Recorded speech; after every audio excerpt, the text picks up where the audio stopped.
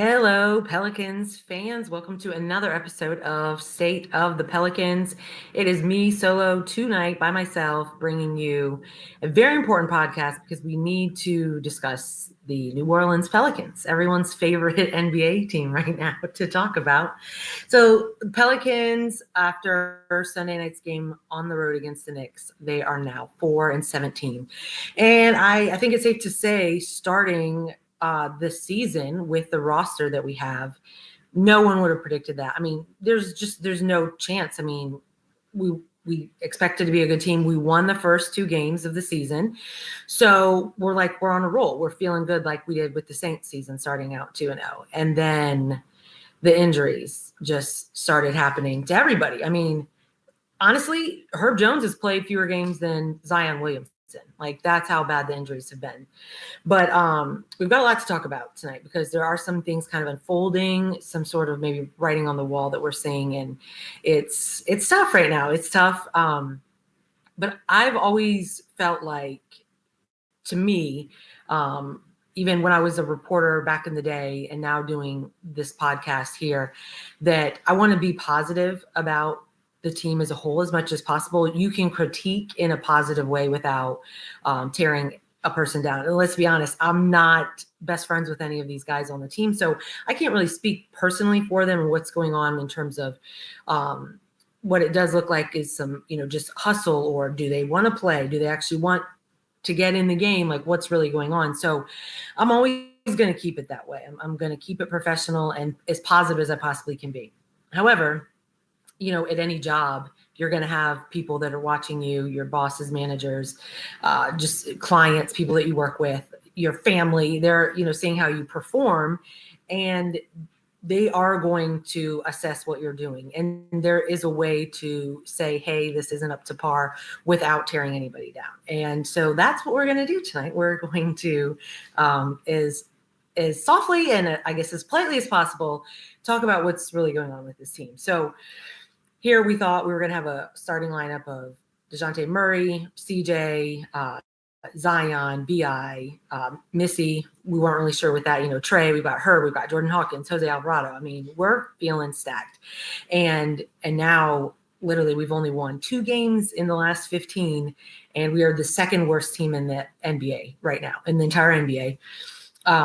The only team worse than us are the Wizards. They have 2 total wins, but I don't think anybody was expecting much out of them. So, as a fan base, like, you weren't expecting, the Washington Wizards are going to really be competing for a playoff spot at all. And then that's where the Pelicans fans were. We were all fired up about the season and what was going to happen.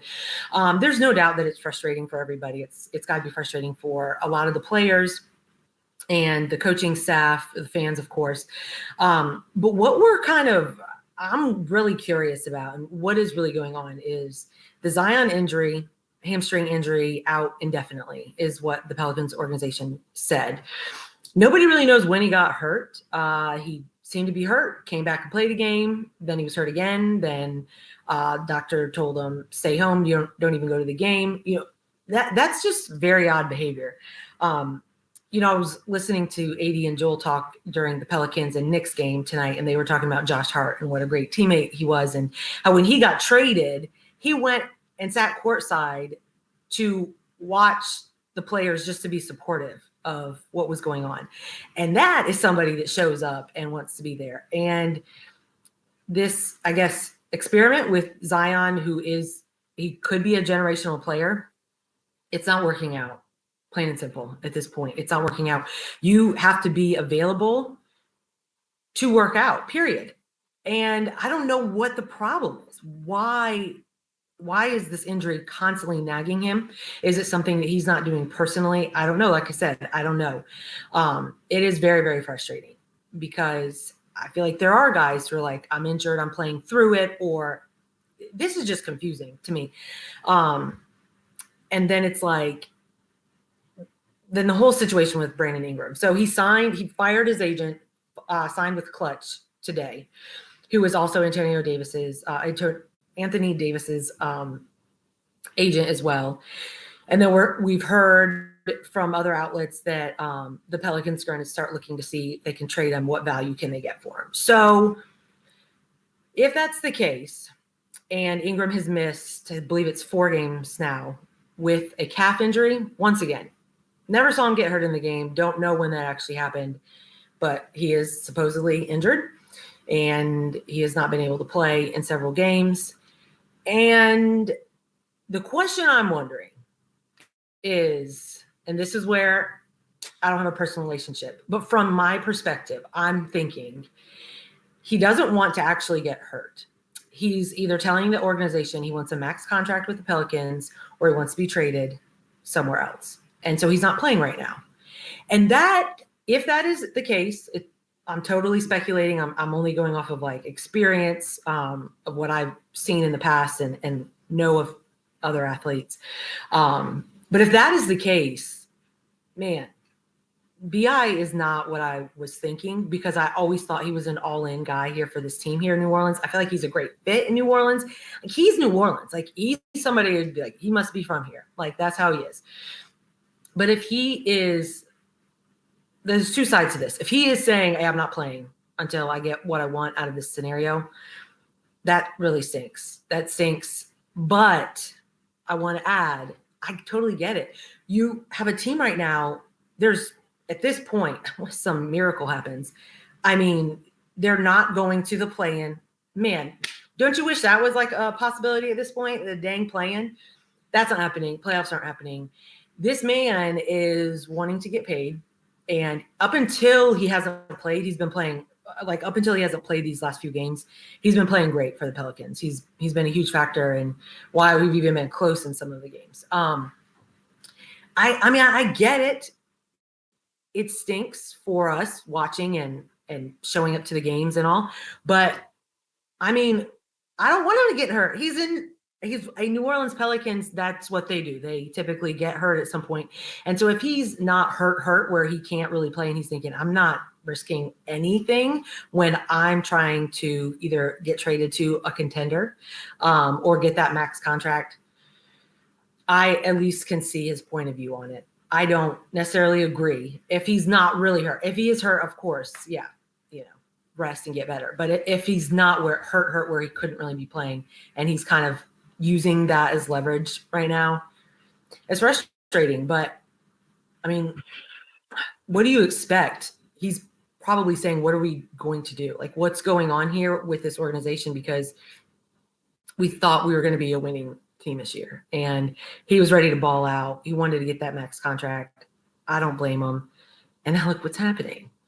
So what we have to ask ourselves at this point is, where do we go from here right now? The Pelicans, it's not looking great. And you know what is also, like, I'm very concerned about? When we had BI, Murray came back. We've got CJ back. Missy, we're going to talk about him in a minute. Fantastic job this year so far. And Trey's back.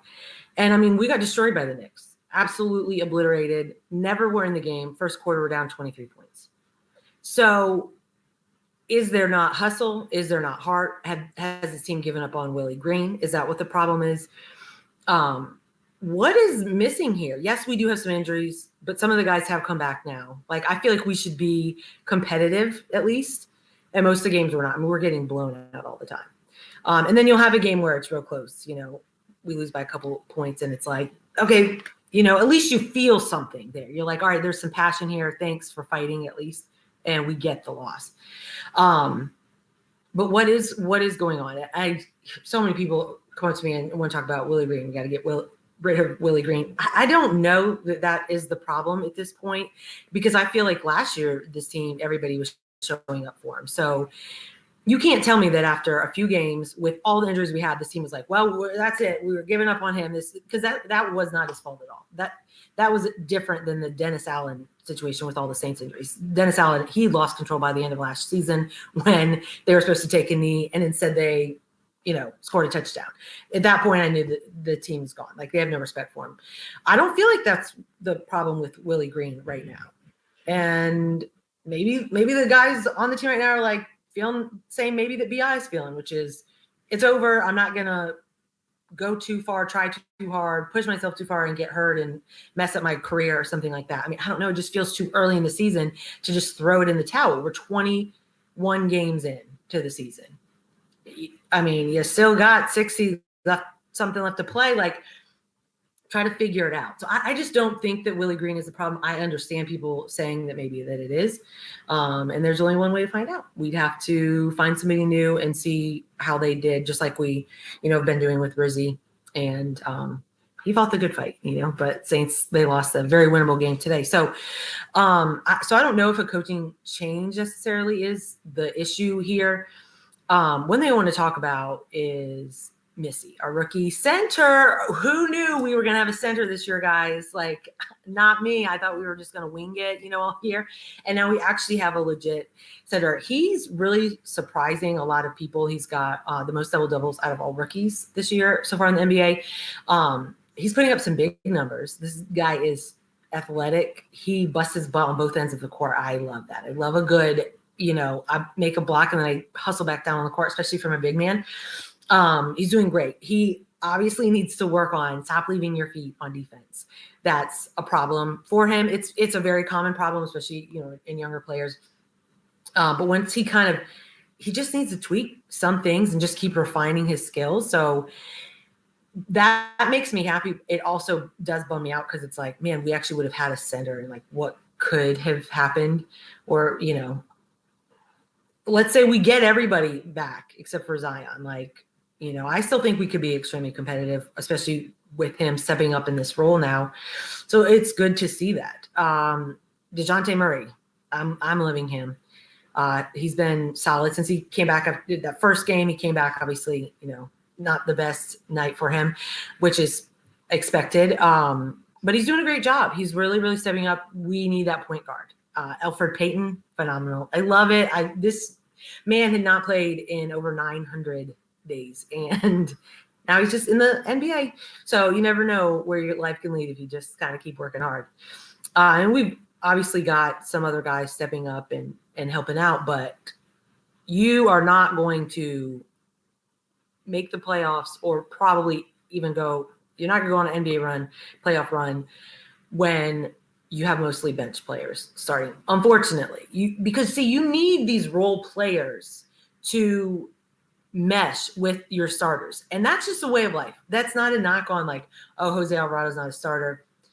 He clearly is an NBA player. He needs to be in the NBA, but he's not going to be a starter. He's not going to win you a national championship, probably NBA championship. So it's a tricky spot to be in, but I feel like I thought better things were going to be happening with the fact that we have Murray back, CJ's back, we have Trey back, and then you got Missy. I mean, that's technically 4 starters.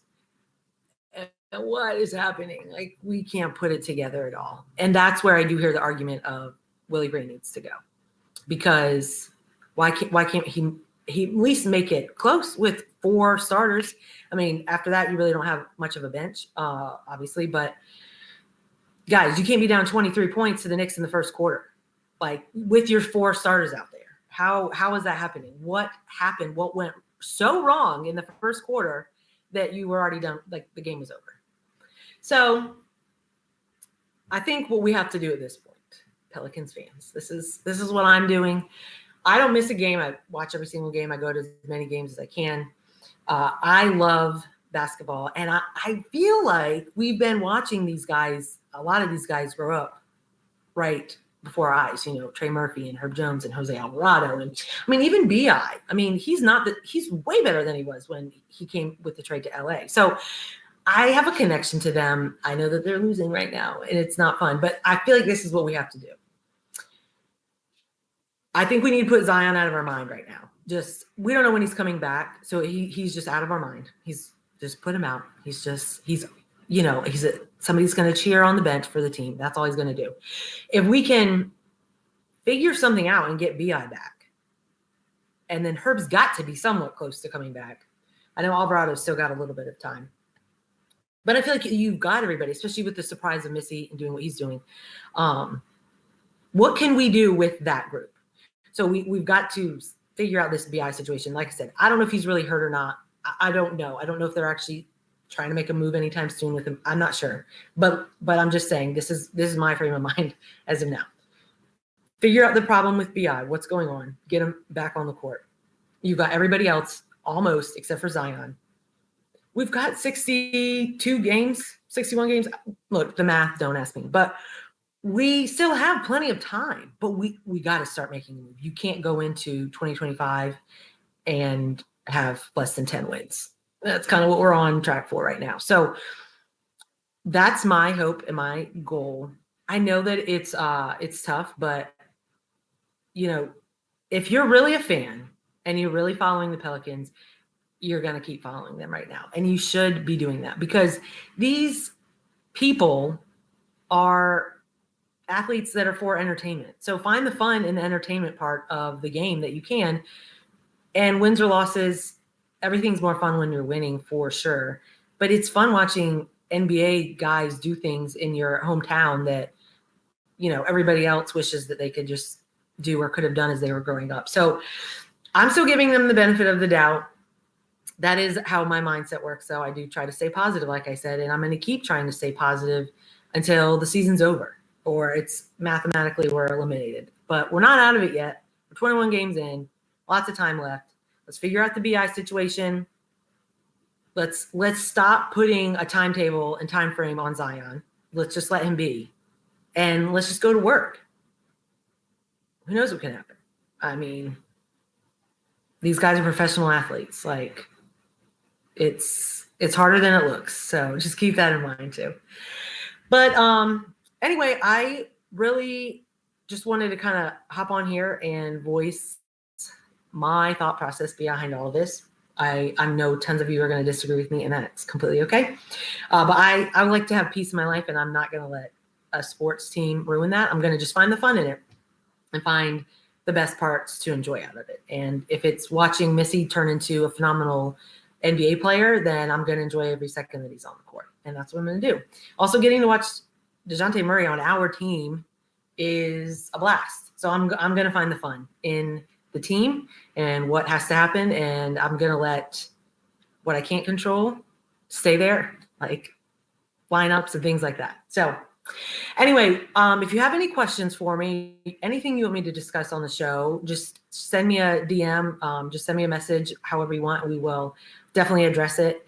Looking forward to doing some of that. We've got some good things coming up with this podcast. And so I hope everyone enjoyed listening to just my thoughts on it. It's nothing like mind blowing or anything, but it's how I'm dealing with the season, and maybe it'll help you a little bit too. So until next time, thanks for viewing. Make sure that you subscribe to the YouTube channel here, and I will see you guys soon.